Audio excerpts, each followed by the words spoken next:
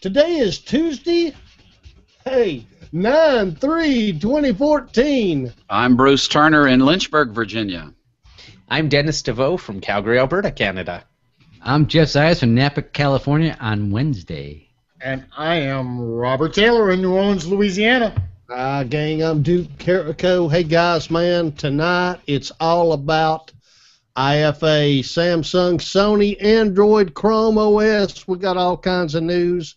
And, hey, guys, I'm pretty excited. I know Bruce, Robert, and myself got to watch the Samsung announcement, and, man, it was a good time. And before we get too far, I've seen several of these now from Samsung, and I got to say this was a good one. I mean, this was not over the top. It was not cheesy.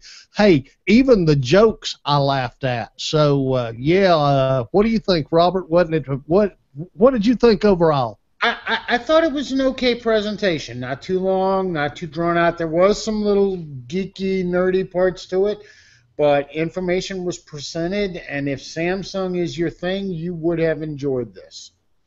All right, very good. Hey, guys, let's just go ahead and get into it. First of all, what we got from Samsung today was the announcement of the Note 4. Not a lot of surprises around the Note 4.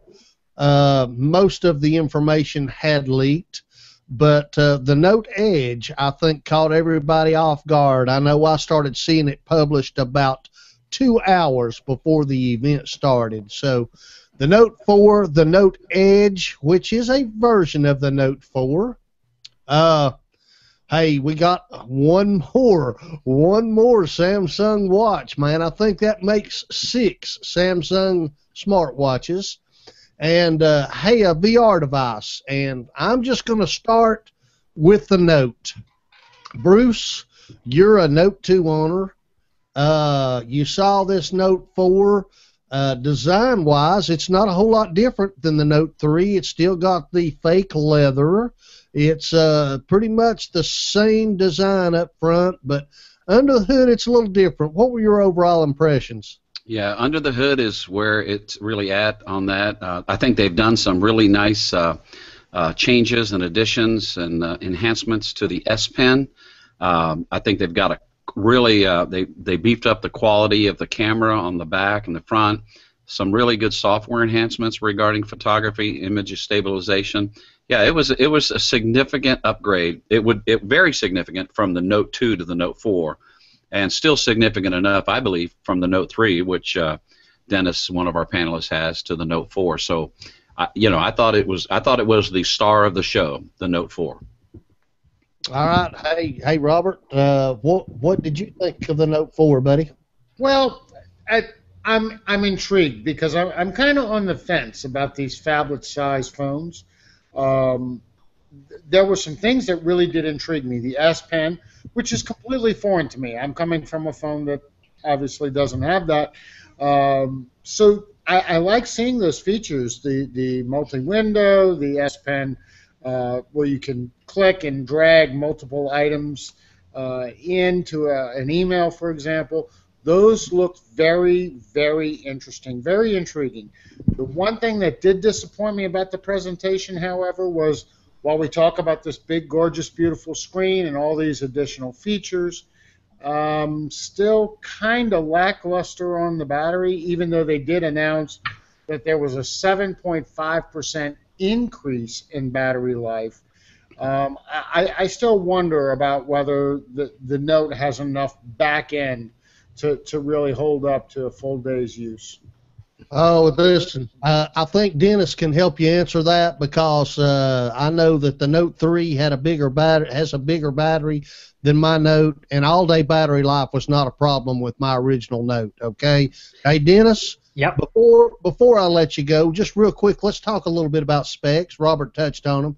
First of all, 5.7-inch Quad HD Super AMOLED display, 64-bit quad-core Snapdragon 805 processor, 3 gigs of RAM, it's got a fingerprint scanner, heart rate monitor, got a 16-megapixel rear-facing camera, and I think it was a 2.3 gig front facing, but it was a wide angle. Allowed you to take wide angle selfies, something that I'm sure that Tech and Coffee regular Tanya could take advantage of. Hey Dennis, hey Dennis, listen man, you've recently got a Note 3. You picked it up. You watched the Note 4. What's your thoughts? Well, this morning, just based on the spec sheets, I was a bit, I was a bit meh, so to speak. I mean, I even posted it on Google Plus on my stream, and you commented. And it was more after looking at things further that I started realizing, it's going to be tough for someone to necessarily buy it outright if they have a Note 3, but guaranteed, if they have anything lower than a Note 3, this is incredible because it's Samsung's first phone that has a premium build quality. Actually, second phone, I should say, but first premium phone. First flagship phone, because they had the Galaxy Alpha they released last week. That's mid-range, but still has the metal chassis and everything. So I think, honestly, it's great. Even just seeing some videos of it, I think that's what really impressed me because we did not get any of that lag that we saw with demos of the previous Samsung devices. So this is huge. I think this is really big for Samsung, and my carrier, despite being a lower end, like a budget carrier, they're apparently getting this. So I might have a Note 4 coming my way eventually. I don't know yet. Okay, I'll tell you what. I was very impressed. I think that the Note is a winner. I think it definitely is a flagship, and I was pretty impressed overall with what they showed. All right, man. Do you think they're going to come up with Note 5 by December? No, we won't see. Like I say, this is their schedule. They've been very consistent since the original Note of announcing these things during IFA. Right now the S5 they announced back in the spring. They announced those in the spring and the Note series in the fall. So yeah, I think we're stuck with this till this time next year. I was just teasing you. All right, hey, listen, man, we got a lot to cover, so I'm going to go ahead and move on. Hey, what about the Note Edge?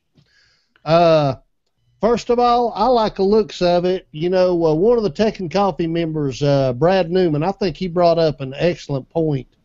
I think that it could change the way you hold the phone. I think if you hold it like you do a regular phone, you're going to get a lot of false clicks.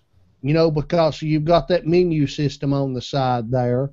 And if you try to hold it any differently, it might give you more opportunities to drop it because it is a pretty large phone that you're holding in your hand to start with. Another comment that I'll make just before I start asking you, panel, is this might be why the whole look of this thing intrigues me, and I see a lot of use for it. This is one of those things that might be a little bit too much Samsung-centric for me. What's your thoughts, Robert? Well, I think it's really gimmicky. I don't think there's much to it. I agree with Brad's comment when we were watching.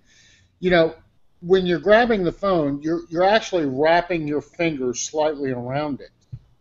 If the phone is curved, you're actually going to place your fingers where those icons, that screen's going to exist. So the natural inclination is to remove your fingers away from that and not make such a U-grip on the phone, potentially causing you to have less of a grip and more likely to drop it. That I agree with Brad 100%. That is probably not a good plan. And really, I don't see that big of a deal having the display curved off to the side. I don't. Somebody said, I'm not sure who to give credit to, but that's just Samsung wanting to say they're the first with a real curved glass phone. Okay, and maybe that's true. I was not impressed by the Edge, that little bitty extra feature, because it's, in all intents and purposes, it's the Note 4 with that little additional Edge area. So I was not impressed by it. Actually, you give up .1 inch. The Note 4 is 5.7 inches. The Note Edge is 5.6 inches. Okay. Right. And battery. Yeah. So, hey, Dennis, what's your thoughts on the Edge? On the Note Edge, I've got two. I do think it's very gimmicky. Definitely, you guys raise a good point that it's going to lead to a lot of misactivations. So, like, you're gonna grab the phone, it's going to trigger. But I see two problems with it. Two other main problems. One, cases. Yep. Case manufacturers, they're going to be kind of stuck on how to do this. You're going to have this weird-looking thing. That part of the screen is not even going to be protected. Because almost any case you get, like my Spigen Neo Hybrid, it's on both sides. So if you're only protecting one side, if the phone drops on that other side, that's going to break. No ands, ifs, or buts about it. Second is the Apple fanboys are finally going to be able to get back at us for all the times we joked about Apple's "you're holding it wrong" comment. Sure, and that goes back to Antenna Gate. Hey, Jeff, jump in here, man. I haven't meant to overlook you there. Jump in here. What's your thoughts, brother? You know, it's a gimmick, you know, and maybe they're just experimenting to have bezel-to-bezel kind of, you know, more screen or something, and just showing that they can do it. But you know, I agree with Dennis. It's just too many things wrong about it without actually, you know, using it, and it doesn't really make sense. Do you really, unless there's some strange application that flashes at the top of it or something like that, like a message while the phone is off, so you don't have to turn the phone on. You can see an email message came from someone on that one area, something like that, like a ticker. It does that, just exactly what you said. Yeah, so maybe in some applications a little ticker thing might be appropriate, but you know, then why do you have a watch, a smartwatch, to do the same thing, right? I mean, you know, what are you gonna be? Wait, Jeff. What kind of smartwatch do you have?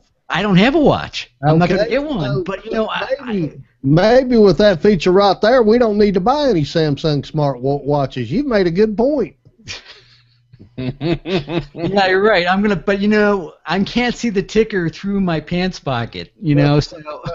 But you know, I think it's a gimmick. It's not gonna. I mean, as people use it more and more, it'll kind of fall off, and probably not where they should spend their development money and design money in something like this. It's kind of like something you don't need. You know, it's a need that's not a need.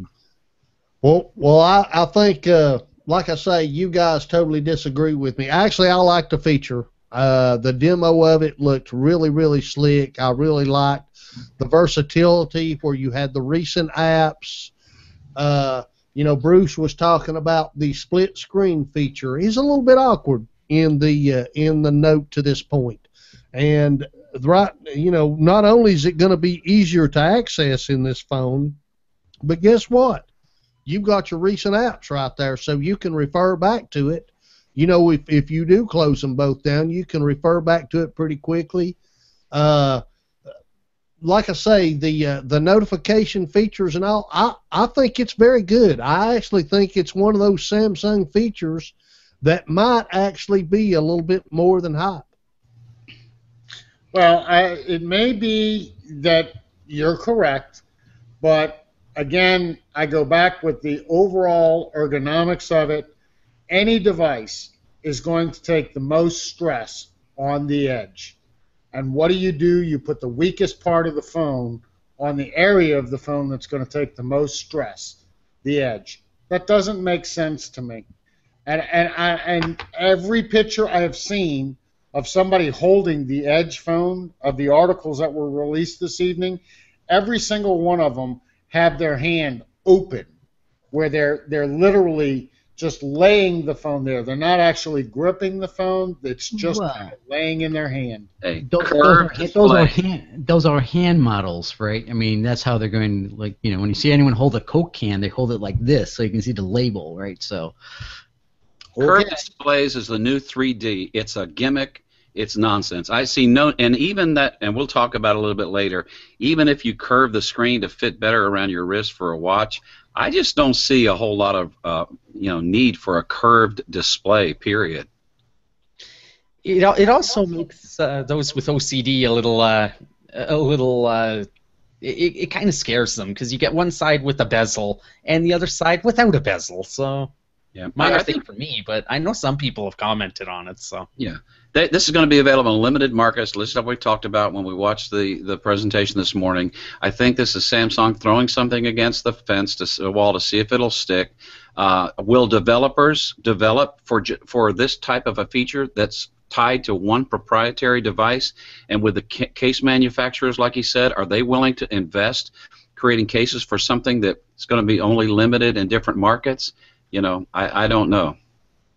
I think we're going to agree to disagree on this one, Duke. Oh, that's fine. That's fine. Hey, we're going to come back to this.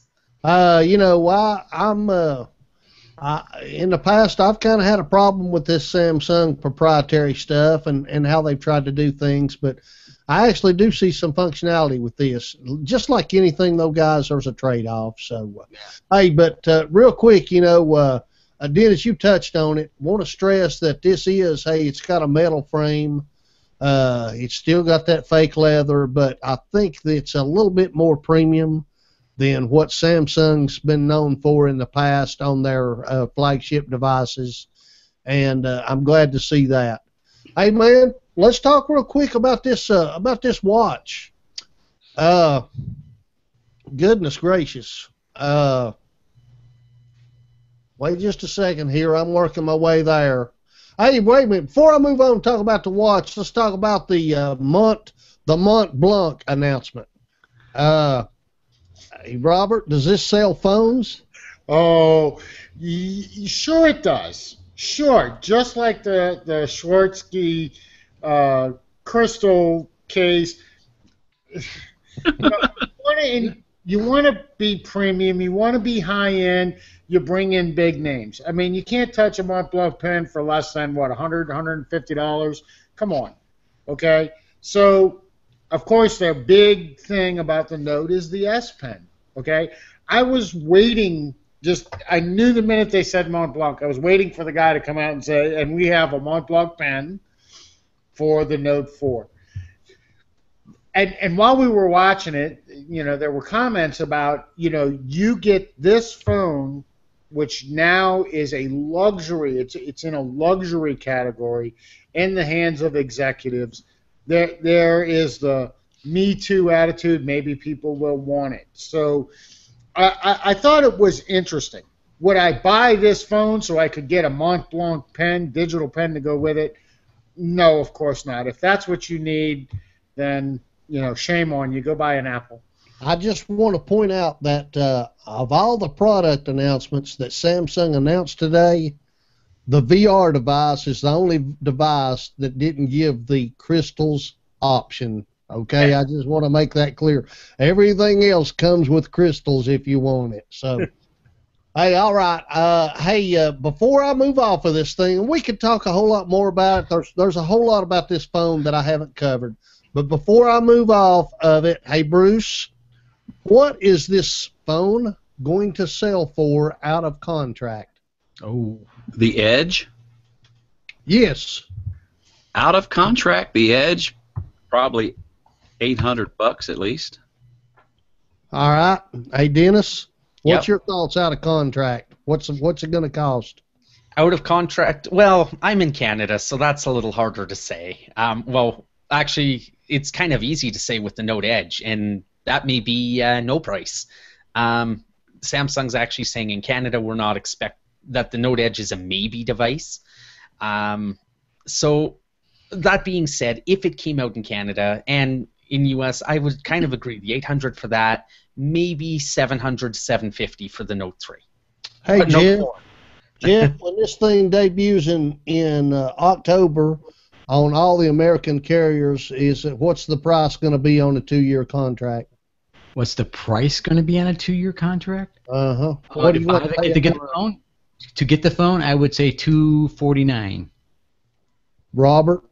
I'm going to agree with Jeff. $249, $299, one of those price points. That's where it's going to sit. But it's not going to stay there long. It's going to go down to the $199 price point probably within 60 to 90 days. I'm going to say $299 to start with on the Note and $349 for the Edge. I'd agree with you, Duke. I think that's a reasonable expectation. All right, man. Hey, I want to move on now and talk about this watch. First of all, probably the most important feature to be announced for this. Like I say, I'm pretty sure this is number 6 smartwatch for Samsung. It's a Gear S. They didn't say it. I'm pretty sure this is a Tizen phone and not an Android phone. And the most important feature, again, is that it did have crystals. Just joking about that. Actually, the most important feature is that it's got its own embedded SIM card, and you can actually sync it with a Samsung device, and then it can be a standalone phone.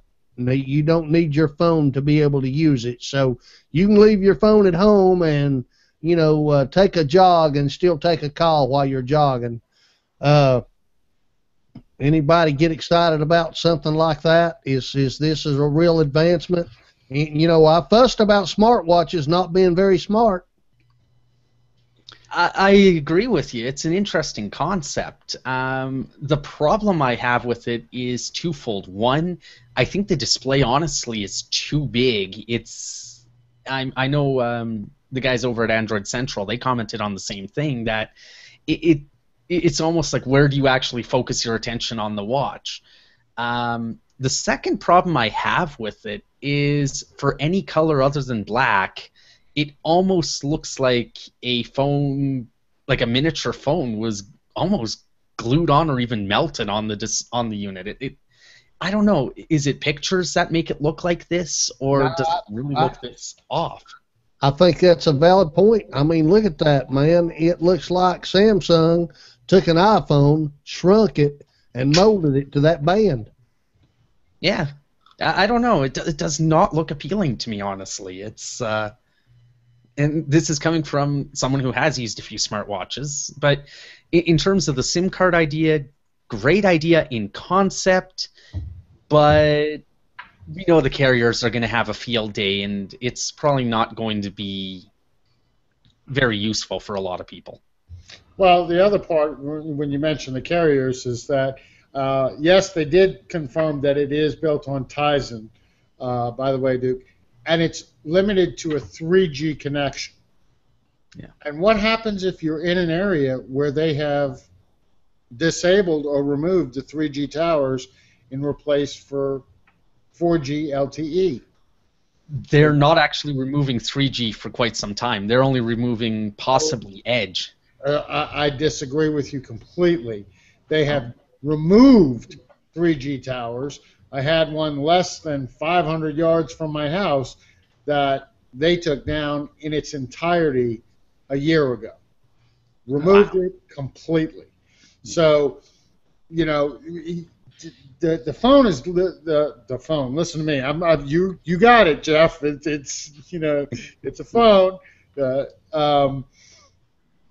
It is 3G only, and that's it. Now I have to pay for 2 bills, my cell phone and my watch? Great. Well, yeah, it's probably using some strange call forwarding. Right. This is your active device now. Actually, Jeff, that was the impression I got exactly. Yeah. It's not going to be a separate SIM, because you sync it with your current phone and you upgrade it with your phone. Yeah.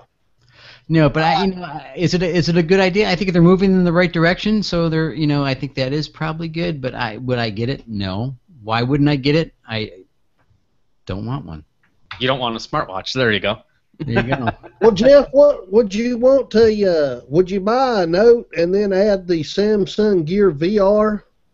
Oh, of course. That's the first thing I'd go and get because I want to put those goggles. You know, if I'm not going to get Google Glass, I might as well get the next best thing, and that's going to be this, you know, new hot item called VR Oculus on my head that makes me look like something out of, you know, Some cyborg movie. I keep on thinking of that one, you know, with it was not Pitch Black, but it was the where the group is going back to Centurion or something like that with Vin Diesel and, you know, these guys. It's just, you know, just horrible, man. I would not get it. Not get it. No. Jack me in the back of the neck, but don't put that stupid thing on my face. Dennis, you're a gamer. What do you think, man? I think it would be cool to try out, but I'm kind of with the others. I mean, we've all heard the whole thing with 3D TVs. One of the reasons they didn't sell well? Because of the glasses. And those were just standard glasses. Now you expect me to put this big, huge thing on my head? I mean, first of all, distracted walking or whatever, that's just going to be crazy. But, you know, someone is going to do it. Well, I don't think it's meant to be worn and for you to be moving about. I think it's. I know. I was kind of kidding on that, but nonetheless, I think it's going to be one of those things that some of the gamers may like it, but maybe not. I don't know. I don't think it's going to be a high seller for sure. No. Okay. All right, man. And what is the price of it? Well, that's what I was just going there, Jeff. They didn't announce prices on any of this today. And listen, this thing's got some processors. It's got some sensors built into this device. It's not all the Note 4. The Oculus dude, I can't think of his name right now. You know, he came out and, you know, he was talking some about it, you know, and Robert and I both went to sleep, and I looked over, Bruce was snoring, and yeah, but you know, he was going on there, if you take the chemical equation of QA squared and divide that by the square root of XRQ, and then you come to the conclusion that potato chips have no nutritional value. And he was just rattling or just on and on and on, you know. Well, actually, that was John Carmack. He is the guy who came up with the games Quake and Doom. He's actually kind of a bigwig in the gamer arena. And I was surprised at how quickly he stepped off into nerddom. And just everybody just kind of their eyes glazed over and went, yeah, right. but you know, we speculated after the announcements, after they were through, what's this thing going to cost? And you know, here's my thoughts on it. If this thing, because you need a Note 4, okay? You need a Note 4. You got to have it. If it's less than $99, they might have a winner. It might be a fun toy to a lot of Note owners, okay? If it's any more than that, and I fully expect it to be, I think this is going to be another one of those devices where, first of all, I think this is good for Oculus. That you know, they need someone like Samsung, okay? And this is a step forward. If you think about the Oculus designs to this point, you were a slave to basically a PC, and with this right here, you are very mobile. You can take this thing anywhere and use it. So you know, that's a plus. But still, yet, I mean, you know, if Google Glass, if the fashion police jump up and down about Google Glass, I don't think you know, you the only thing missing on this thing is a snorkel sticking out of your mouth. Okay. Exactly.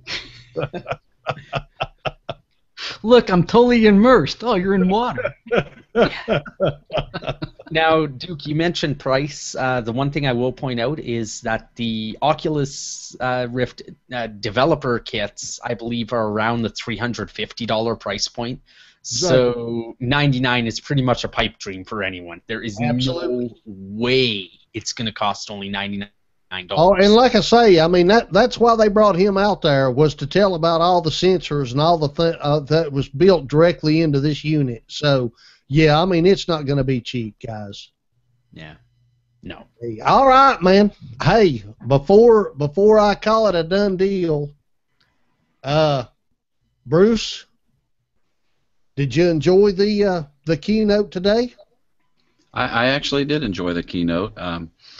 I thought it was, like you said, I thought it was a little better. I mean, it got a little slapstick. You know, they had the three people up there, and they're talking really excited. And can you believe this? And it's so exciting. And look at that. And look at that. You know, it seemed a little over the top for me. Certainly, they're not the near the presenters that the Apple presenters are. So, but I enjoyed it. All right, Dennis, what was your thoughts, man? I honestly did not catch the keynote. Yeah, bad me, I know. But like in terms of the products, from people I've talked to, from things I've read about, it seems like it went a lot better than some of their others, with one exception.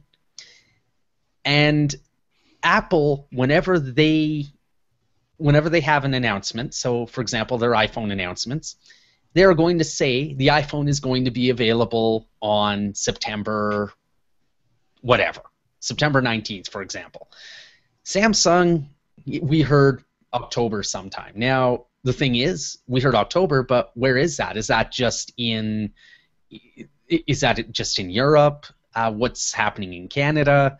It seems they just don't get nearly as much. They're not nearly as precise as Apple is in terms of the announcements. They're not as informed. Apple would have told us price too. They'd have told us price and when it would be available. Exactly. Yeah. That's one thing Samsung really needs to learn to do, because it's tough when people say, okay, should I wait until this comes out, or my phone died, I need another phone right away. Can I wait a week, or should I just get a Note 3? Yeah. Jeff, it was 6 a.m. when this thing started on the West Coast.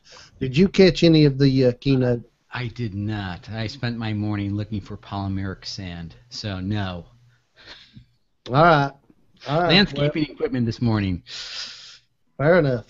Robert, overall, what did you think of the announcements? And we've already talked about the quality of it. Did you enjoy watching the keynote? I thought it was okay. I didn't think it was too long. The presentation was interesting. Obviously, the Note 4 itself was the one thing that really caught my eye. The rest, I could take it or leave it. You know, the rest to me was simply fluff. But I did think it was put together fairly well. I liked the interaction of the three presenters on the stage. I thought that kind of kept it going, and they presented the highlights fairly well. All right, very good. And listen, I promise you, there's a whole lot about these announcements today, especially a lot of the Note 4 features that we never even addressed here. So I want to encourage anybody that's listening, man, go check it out, because I think overall the Note 4 was a pretty impressive announcement. I mean, real quick, just off the top of my head, I don't think I brought up 551 pixels per inch on that new Quad HD display, man. That's some serious pixel density on a mobile device. LG beat them to the punch, though. Yeah. Sorry, but no. But nonetheless, the Note 4 definitely seems a lot better than the LG G3. Okay. Hey guys, real quick, I just wanted to touch on this. You know, Sony made an announcement today. They've got their Z3. It's their new smartphone. They also announced some tablets. We won't have time to really go there, but hey man, this Z3, you know, Sony has been building some great smartphones for a while now. And I know we rarely ever talk about them here on Android Journal. This Z3 really looks like a nice device. Robert, how come Sony's not more prevalent here in the West? Do you have any opinions as to why? Yeah, when's the last time you saw a Sony Xperia commercial on your TV? And typically, They're practically non-existent. and they're usually priced a little bit higher than other phones. And Sony has a higher price point for other things, so I would imagine their phones would be the same way. You know, design-wise, this is not that much different than the Z2. It has made some refinements. The Snapdragon 801. This has got a 2600 milliamp hour battery. Hey man, it's a nice looking device. 20 megapixel camera, but for some reason or another, these things just don't seem to garner the attention, at least here in the West, like I think they ought to. Dennis, do you have any thoughts around that? I kind of agree with you. I mean, even in Canada, the Z2 was a exclusive to Bell Mobility, and I know that I've mentioned about my total dislike for carrier exclusives in the past. So that's probably one of the reasons that even when Sony does try to get the phone out there, they limit it to one carrier. And we've proven time and time again, ever since the whole Apple iPhone AT&T exclusivity ran out, that just doesn't work anymore. So that's part of it. But yeah, marketing is definitely a big aspect of it. So I really don't know. But they have such a huge name recognition, you know? I mean, they really do. And they have a big following in other aspects, you know? So, and I think that's their problem. They're focusing too much on recognition that they're not focusing enough on marketing. They make great laptops. They really do. But see, they got out of that business. I know.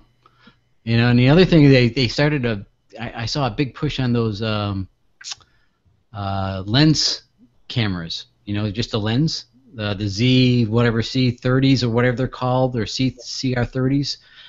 Those look kind of cool, and they're coming up with new mini action cameras as well. So I think they're just a huge corporation trying to find its way. All right. I also want to mention that Sony announced smartwatches today, e-ink display smartwatches. Everybody's wanting in on this game. I really wasn't that impressed with what I saw with Sony's offering around the smartwatch, but you do know that e-ink, just like on the Pebble, is going to be great on battery life, and that's important to a lot of people. So, who knows? Who knows? Hey, man, Toshiba today, they announced Chromebook 2s. I don't know, man. These companies really ought to call me on how they name these things. Samsung, they introduced their Chromebook 2, and Toshiba's they announced this today. But really, what caught my eye on this, guys, is typical Chromebook stuff till you get to that display, and this thing's got a true HD display. It's a very attractive Chromebook. It's not priced too bad. Hey, Bruce, what do you think of this, man? It looks interesting to me. Again, this is both of these Toshibas are powered by Celeron, newer Intel type processors as opposed to that NVIDIA Tegra one. It does have the high capacity screen. The price, and you can confirm this on me. Am I correct that the price on this thing is like around $359, something like that? $329, I believe. $329, and it's a 13.3-inch display, but it's on a really thin and light 12-inch chassis, and so this interests me more than some of the other ones. And now I am still very interested in the one that you got with the i3 processor, and I'm an Acer fan. I like my Acer C720 here, but and did somebody announce one that was going to have a backlit keyboard? I know that's something you had mentioned before. I don't know. I remember reading somewhere about that. But yeah, the screen and the price and the hardware on this does look pretty good.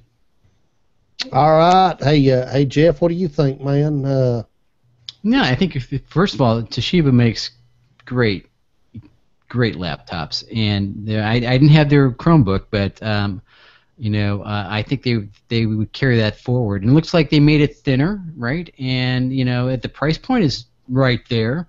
I don't see why it wouldn't be a good seller. And it's not a touch screen, but I'm still not a big fan of touch screens. So I think this is right in that middle ground of the price per Chromebook kind of equation there. It's getting right there. It's kind of interesting when you look at this. Obviously this is a lower end market, and Google is really making a push here and really been successful. And if you see, guys, what's happening, Bruce and I were talking early this morning.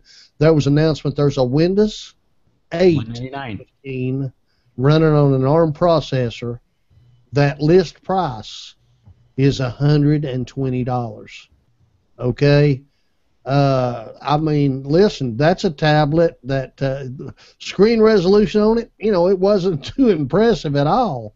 But hey, man, that's a full-blown Windows 8 machine there for $120. So touch screen. The low end is really getting interesting coming into the holiday season. Would you guys not agree? Most definitely. Yeah. Yeah. All right. And good for the consumers. Very good. Very good.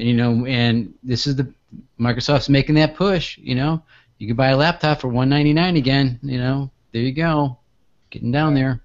The race to the bottom has a full set of horses in the. Totally. There's definitely many out here. But also, while we can say this is intriguing and it's good for the consumer, we also want quality products to come out. And it's that tough balance between how good a quality versus what price.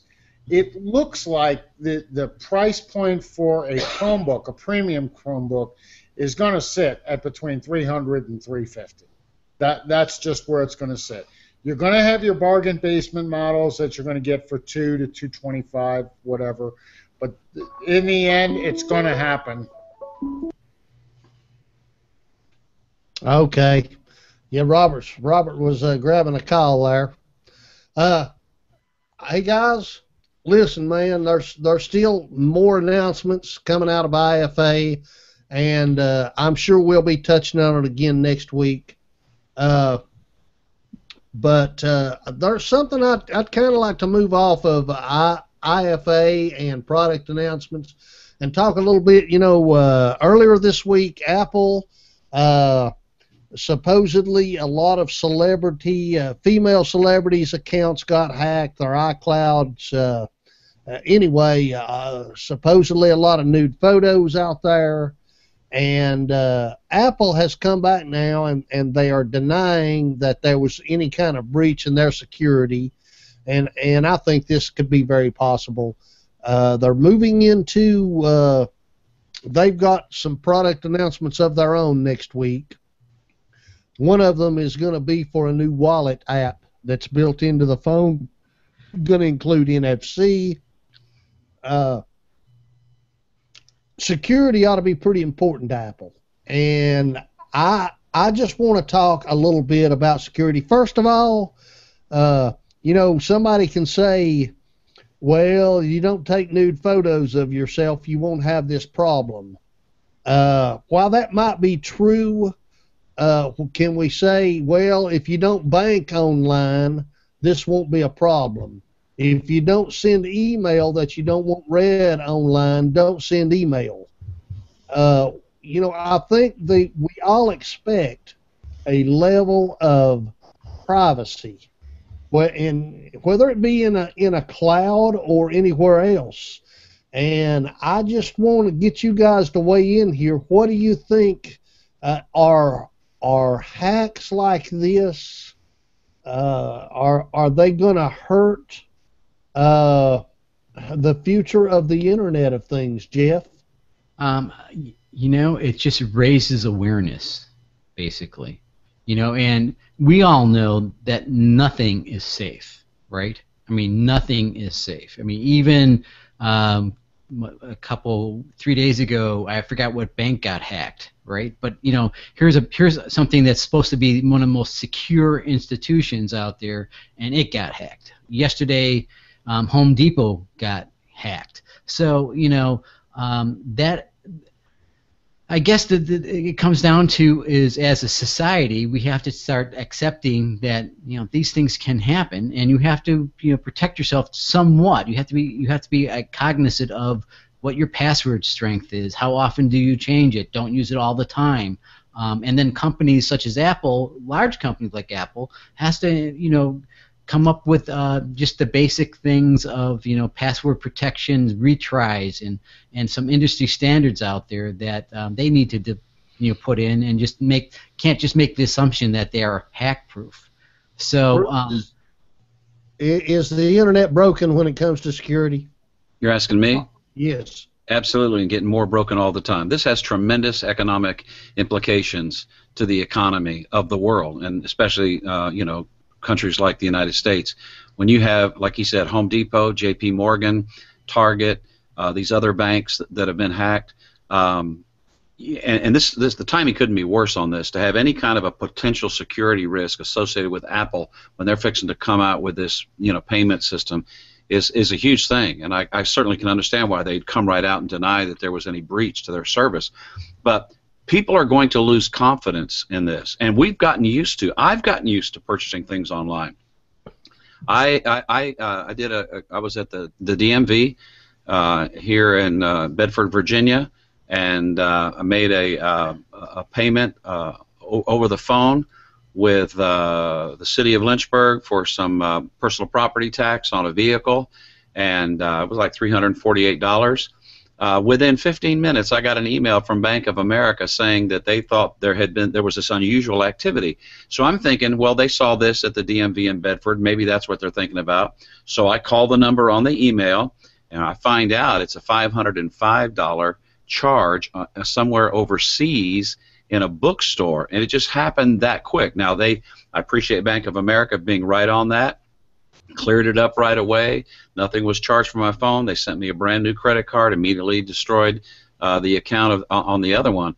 But this is huge. I mean, there are people in other countries, and I believe there's a lot of political stuff going around with this too. Because if you can destroy the economy or hinder the economy of another country, it has huge implications. So I think people, if we're not careful, people are going to have less and less confidence in internet security.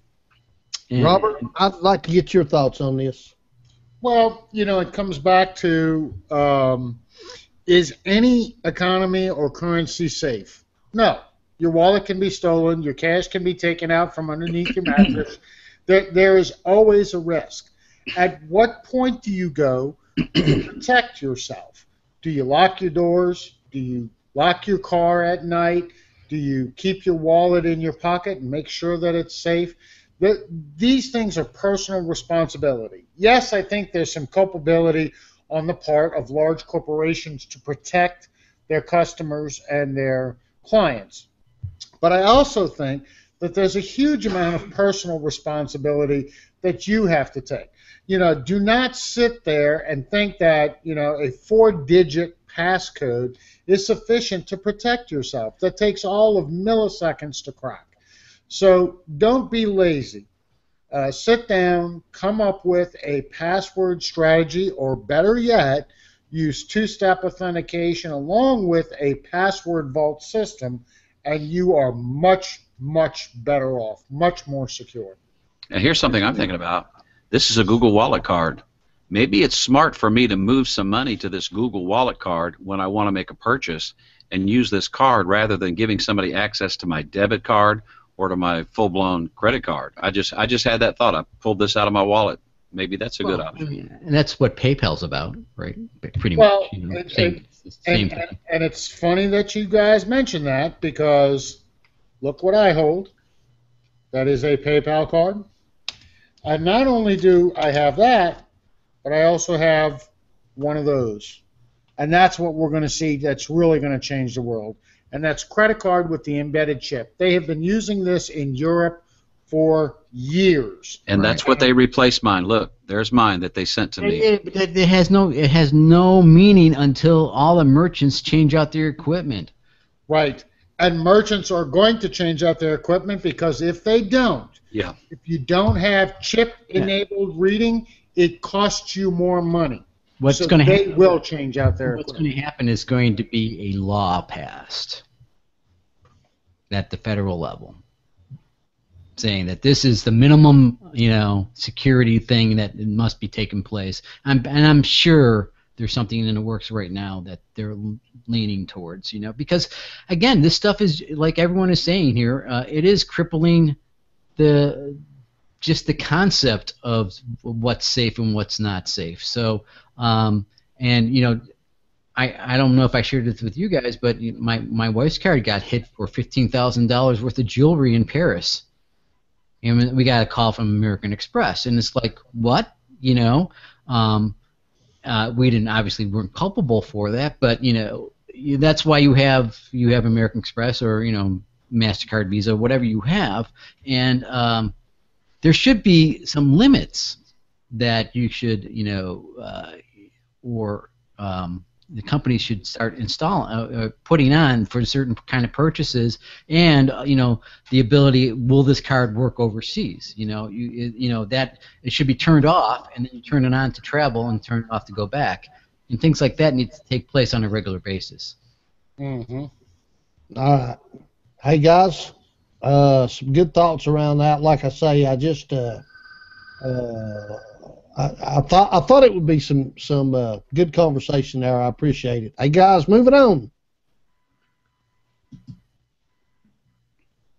Hey gang, we are techandcoffee.info, and we hang out daily. Would love to have you join us. Head on over to techandcoffee.info.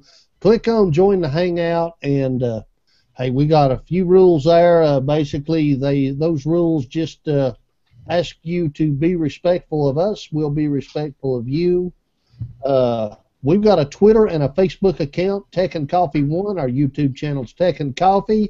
You can catch our podcast on Stitcher Radio and iTunes. Hey, search for us on Google+. Search for Tech and Coffee. Look for that TNC logo.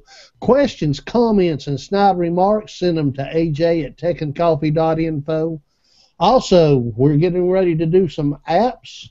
You let us know which app is your favorite, and hey, we'll enter you in a drawing for some tech and coffee stuff. Just like last week's winner, Mr. Josh Swafford. All right, congratulations, Josh. You won a tech and coffee cup. Yes, sir. All right, man. So, hey, guys, let's go ahead and move into our apps. And, Bruce, I'll ask you to kick it off, man. All right. I had a food app last week. You remember it was called Food Spotting. This is another food app that I heard about. It's called Grubhub. And this is an app that you can use to find restaurants in your area that serve different types of food. And so it's pretty interesting. So I'm going to do another screen share and let you see my actual phone. So let's go down here, and well, now it's not showing. So anyway, yeah, TeamViewer not helping me very much tonight. So anyway, this is the app here on my phone, and what's really nice about it is you can choose, I want delivery, I'll decide later, or I want to do a pickup. And then it's got a place for you to put your address in here, so you can pre-populate this with different addresses. Now, I travel, so I could put my daughter's address down in Melbourne, Florida. I could put the address of the company that I work for there, or I could just tap the green button, and it will determine by my GPS my current location. And then I type in the kind of food that I'm interested in, and of course, what do most people order? It's pizza, right? And so you click Find Restaurants, and it will show you the different pizza restaurants that deliver, and you can order right from here. So it's really great. I think this app will probably work better in larger locales, like let's say Orlando, Florida, maybe Nashville, Tennessee, or New Orleans, Louisiana. Is certainly going to have a lot of people doing that. But check it out. It's called Grubhub, and I like it. Very good. Thank you very much, Bruce. Grubhub. All right, Dennis, what you got for us, man? All right, the application that I have here is a very simplistic one, honestly, but very handy for anyone who takes public transit. The app is actually called Transit App. Now, make sure if you're searching for this in Google Play that you find this one, because this is one that I've been using quite a bit now. And what actually is great about it is just how simple it is. When you load the application, you'll get a list of your routes and everything. Now, I didn't quite have AirDroid set up fully. I'm just kind of scrambling to get that for you guys so I could actually show you a quick demo. But what it does is the moment you open the app, it uses your GPS to find out where you are, and it will actually give you the transit routes right near you. So, like the transit buses, things like that, and it lets you know what time they're coming next. So it's very simplistic. You can actually see what the scheduled routes are, things like that, or like what the maps are. Sorry, and it's just very easy to use, very fast to find the relevant information, and honestly, I really like it. It's a friend of mine recommended it to me, and I'm using it all the time now. Very good, very good. All right, what you got for us, Jeff? Robert, you got an app? I do. I have an app for this evening. Do you want to skip tonight, and I'll jump ahead? No, I was going to let you go first, because I'll go first. What the heck? I'm sorry. You go first. I'll go first. What the heck? You're next. I'm looking at that damn film roll. Okay, so you. After you. No, after you. Please, chip and Dale. My app is called Tumon USB. I am so sorry. I just blew that whole thing up, didn't I? And let me share my screen. This is it from Google Play. It is a paid app. You have to. It's $9.97, almost $10. But what it does, and which I like, and I've been using this entire time here. I am going to switch my camera over here to the second view. Let me get rid of this and get rid of this. So I have been on my tablet connected to my PC as a third monitor throughout this entire Hangout. So I have this, my Nexus 10, and have the camera up there, and that's what I've been showing you guys at. And then here's my main PC over here, my main. And if I click on this to show my display settings, you'll see I have, I think 3 monitors hooked up. So it's pretty cool. For $10, you run a PC program. It's a little hard to configure, and then there's the third monitor over there. But if you're kind of have a Nexus 10 or a tablet that you just don't have any use for, and you want to kind of implement something a little bit different, you can put it on as a second monitor. One thing you have to be cognizant of, you definitely need, it's a Korean company, you have to work through all the problems yourself. They're not going to help you out. You have to load something on your PC that does a virtual kind of display monitor, and then you have to make sure that you load up a Google USB driver. So it uses that as well, and your tablet has to be in USB debugging mode. So other than that, it works. I've been on this Hangout this whole time. I'm going to use it for something next week and show you guys. But for $10, you got an extra monitor. It's great. Very good, very good. Thank you very much, Jeff. Rob, what you got for us, man? Oh, I got something that's going to make all of y'all smile. Today in the Hangout, one of our Tech and Coffee regulars, Robert Albert, turned us on to a new app for sharing the screen of your mobile device. And actually, it does more than just share the screen, and I'll talk about that in a second. But, Robert, I want to thank you. This is just fabulous. I'm going to share my screen so that you can see where we're going. And this app tonight is called TeamViewer Quick Support. Now, all of us are familiar with TeamViewer in some form or fashion. I did not know that they had an Android version that works phenomenally well. And I mean really, really well.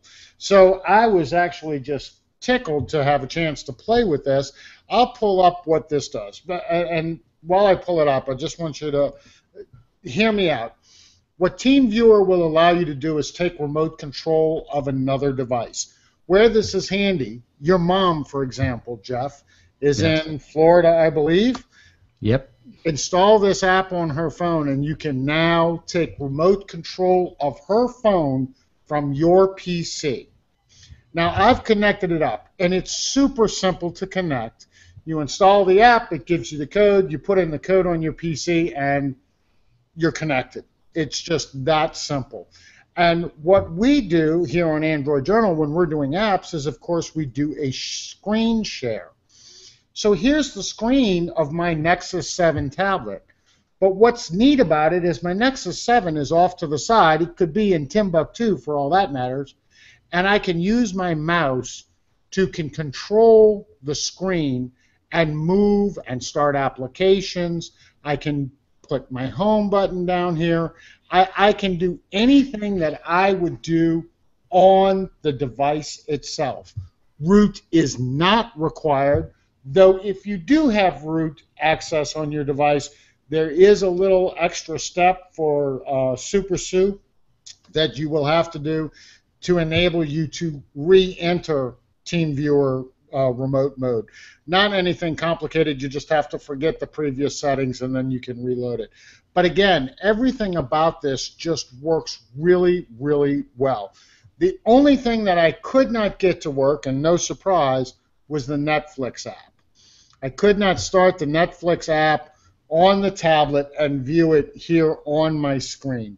But everything else just worked very, very well. And so I strongly encourage you, if you have to support people's Android devices, parents, kids, whatever, or you're going to demo apps like we do here on Android Journal, get a good look at TeamViewer Quick Support. It is an excellent, excellent package for remote control and viewing of Android devices. All right, thank you very much, Robert. And I got to say I agree with you, and I'm using TeamViewer as I speak to you here. So And my app this week. 1 second. One thing more I forgot to mention. It is absolutely free. I love the freeness. Yeah, for personal use, it is free. They do have a commercial offering. All right, hey guys, my app this week is TeamViewer, and one thing that I will have to say that Robert didn't mention, I think this is really, really cool. Droid TV is going to be my app, and I don't know if you can see my mouse, but I'm actually not touching my Nexus 7 tablet. I'm clicking on Droid TV, and it launched. So you can actually use the keyboard and the mouse against TeamViewer. I think that's pretty cool, Robert. All right, man. Hey, Droid TV, what is it? Well, it's a way for you to watch TV. You can set up favorites, what's now playing, primetime, classic. It's got some options here.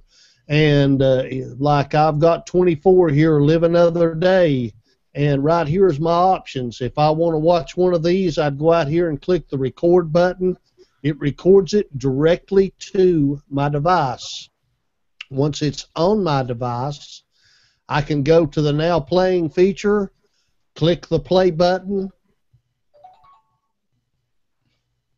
and it plays right on my device. So how I would recommend this is if you're looking for an easy way to watch TV, you are going to have to do some planning just to because like I say, it records, and when it records, it'll let you know when it's ready. And an hour-long show for my tablet probably takes I don't know, 20, 30 minutes, but it downloads it directly to your device, and then if you're in an airport waiting on a plane, it'd be a great opportunity to pull that up and play it. So that's my app this week. It's called Droid TV. And it has Chromecast support, I see. Yes, it does have Chromecast support, and it's a free app in the Google Play Store. All right. Hey, man, before we take off out of here, what do you, Dennis, I think you've got an announcement you'd like to make. Yeah, I just wanted to give a quick shout out to someone in the tech community who basically has been a big influence in getting me interested in technology, and that is, I really hope I don't mess up the name. It's Anand Lal Shimpi, and if anyone has heard of the site Anand Tech, then you'd know who he is. He's the guy who founded it. And this week he announced that he was stepping down from the site, and current sources are pointing that he's going to be working at Apple, and very knowledgeable person. And yeah, ever since I started following tech sites, On Tech has been a daily visit for me. So definitely congratulations to him, and can't wait to see what involvement he has with Apple or whatever he's doing now. All right. Thank you very much, Dennis. Hey, guys, we're on Twitter and Facebook, Tech and Coffee 1. Our YouTube channel is Tech and Coffee. Excuse me. Hey, catch our podcast on Stitcher Radio and iTunes. Follow us on Google+. Search on Tech and Coffee. Look for that TNC logo. Again, let us know what apps were your favorite apps that we featured tonight. We'll drop you in for a drawing for some T&C swag. Hey, questions, comments, snide remarks. AJ at techandcoffee.info. Guys, have a great week. We will catch you next Tuesday.